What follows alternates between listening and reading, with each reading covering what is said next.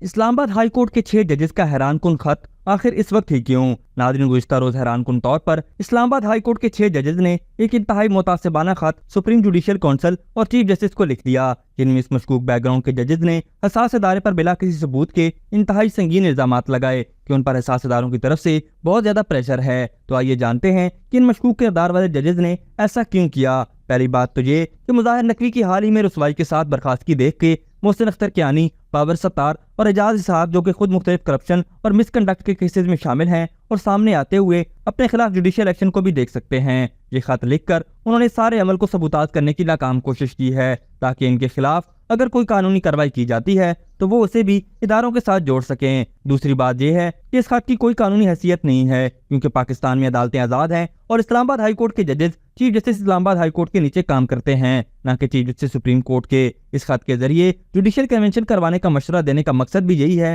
کیونکہ ان مشکوک ججز کو پتا ہے کہ چونکہ اس خط پر کوئی قانونی کارروائی تو ہو نہیں سکتی تو کم از کم میڈیا ٹرائل اور شور مچا کر اپنی بچی کچی ساکھ تو بچائی جائے۔ اگر ان کے پاس کسی قسم کا ثبوت ہوتا تو یہ اسلام آباد ہائی کورٹ کے چیف جسٹس کے سامنے پیش کر دے اور باقاعدہ اسے قانونی طور پر مجاوزہ طریقے سے اٹھاتے۔ تیسرے نمبر پر مذاکرہ خیز بات یہ بھی ہے کہ شوکت صدیقی کیس کا سہارا لے کر اپنے آرگومنٹس بنائے جا رہے ہیں۔ آرمی چیف کے خط کا حوالہ بھی دیا گیا جنہوں نے اس وقت بالکل ٹھیک لکھا تھا کہ شوکت صدیقی کے خلاف باقاعدہ تحقیقات ہونی چاہیے، جو کہ نہ کیا گیا اور جلد بازی میں اس وقت عدالتی فیصلہ دیکھ کر معاملے کو خود پیچیدہ بنا دیا گیا۔ ایک اتنے پرانے کیس کو 2 دن پہلے ملاقات میں ریفر کر کے خط میں استعمال کرنا انتہائی شرمناک اور مذاکرہ خیز ہے۔ اس کیس کا بہرحال اس بے تکے خط سے کوئی تعلق نہیں۔ تشویشناک بات یہ بھی ہے کہ خط میں سب الزامات بغیر کسی ثبوت کے لگائے گئے ہیں اور یہ وہ الزامات ہیں جن کو عموماً ثابت بھی نہیں کیا جا سکتا۔ اگر ان الزامات میں کوئی سچائی ہے تو اس کا کوئی دستاویزی ثبوت بھی سامنے لایا جاتا، لیکن چونکہ ان کے پاس کچھ ٹھوس چیز نہیں اس لیے یہ چیف جسٹس سے جوڈیشل کنونشن مانگ رہے ہیں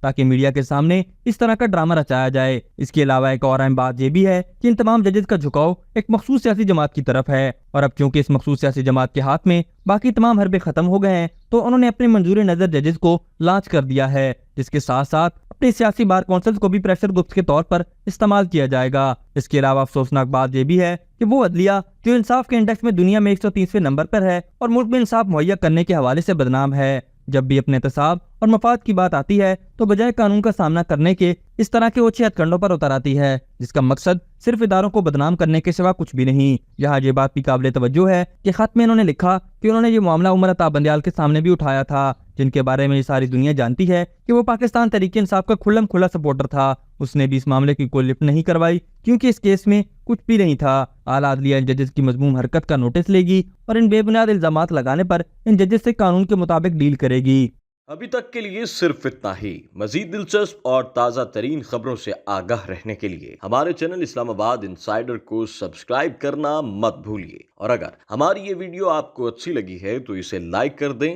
اور اپنی قیمتی رائے کا اظہار نیچے دیے گئے کمنٹ سیکشن میں ضرور کریں۔